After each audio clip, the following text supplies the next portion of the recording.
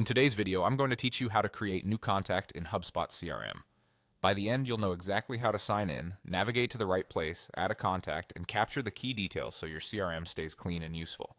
First, head to the HubSpot login page and sign in to your account.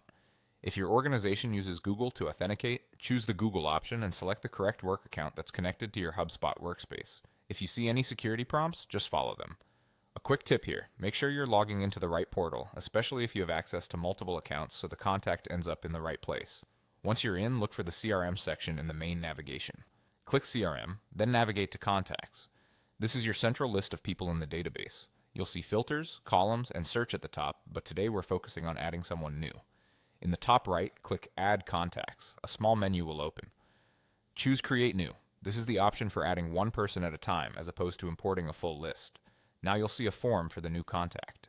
Start with the email field. The email is important because HubSpot uses it to check for duplicates and can sometimes auto-enrich the record with publicly available information. Whenever possible, use a business email rather than a personal one for cleaner reporting. Next, add the first name and last name. Keep capitalization consistent across your team so your database looks tidy.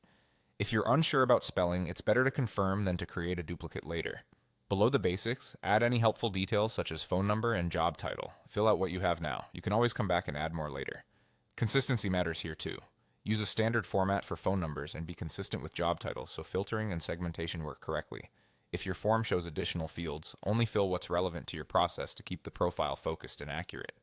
When you're satisfied with the information, click Create. HubSpot will save the record and bring you to the contact's profile page. That confirms the contact is now part of your database. If you spot anything that needs adjusting, you can edit the fields right on this page. That's it, you've signed in, navigated to contacts, created a new contact, and captured the essentials. Repeat this same flow anytime you need to add someone manually, and keep your CRM structured with accurate, standardized data for better reporting and outreach.